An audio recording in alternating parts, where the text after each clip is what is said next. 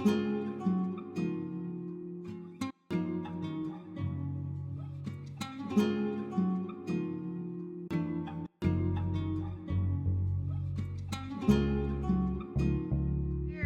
me doing YouTube videos, I actually got on radio. I started working at a radio station as a secretary doing clerical work. And I showed them my YouTube videos and said, let me be on air. And I was on radio for 8 years and trying to keep up with the move of social media and radio, because radio is just kind of had a moment where it was fizzing out. Right. I was figuring out, how do I keep the people that are listening to me on air, and then the people that were there with me online on YouTube, how do I keep them together and in one place? Right. And so I started to do a website, a blog. Okay. I started a blog, and then I actually started a blog with someone else first, and then I went on to my own blog, and then I started Instagram blogging, and then I started making tea videos, and then I started podcasting. Even though our podcast is about our marriage, we focus on long-term relationships. We love love. We want people to find love and happiness and to find their person. But the internet, I feel like the internet and computers and cell phones have really hurt us in terms of, one, being able to communicate. But one thing, you see these glimpses and bits and pieces that people want you to see. Yeah. And we have people emulating that. And so when it comes to dating, when it comes to relationships, like you said, in that middle, so you've seen a little bit of both. How do you think relationships have been affected by this whole thing? So today, dating is like it's fake. Because like you're saying, everyone is striving to be like, okay, I want to be relationship goals like these celebrities, or they just have like all of these, like you said, there's a lot of relationship podcasts out there, but they're like spewing a bunch of hurt that they've been through. Yep. They have not worked through. You see what I'm saying? Right. We see these celebrities.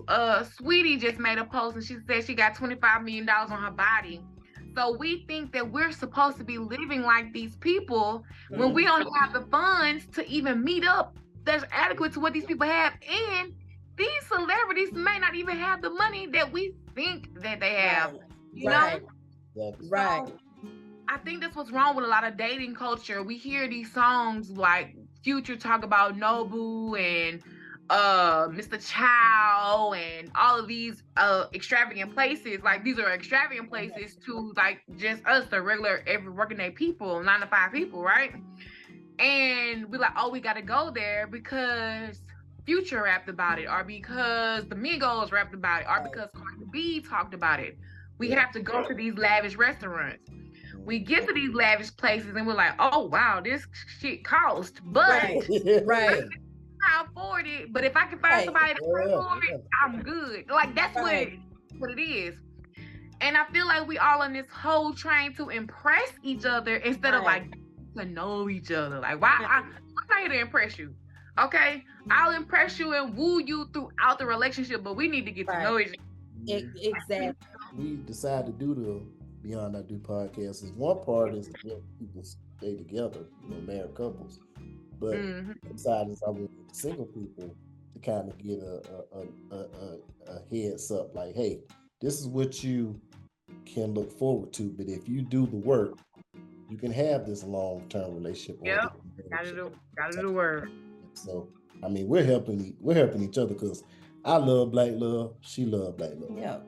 Love period, but Black love is like number one, because we just when it comes to media, it's like we hate each other, we can't stand each other, but that's the reality of a relationship, because there will be those moments like, you aggravated me, so The thing is, you have to build that connection so that when I look at him and tell him, I don't like you right now, Then take it and run. Look, I promise you, before we even record today, I came home. Yeah. There was a little something going on in her. Yeah.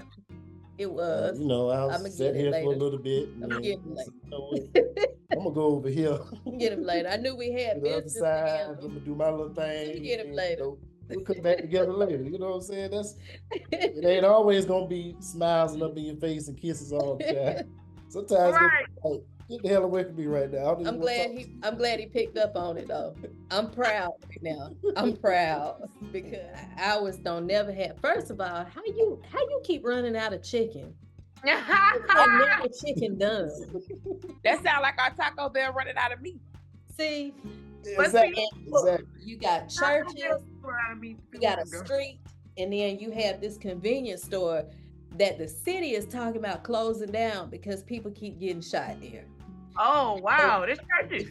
Yes, to go to our churches, you really have to want that 3-piece. Yeah, that's why I go. And you gotta risk it all. I go around lunchtime, the daytime. Yeah, you gotta go in the daytime. You gotta risk it all. After fire, you risking it all. Because they know the chicken cook.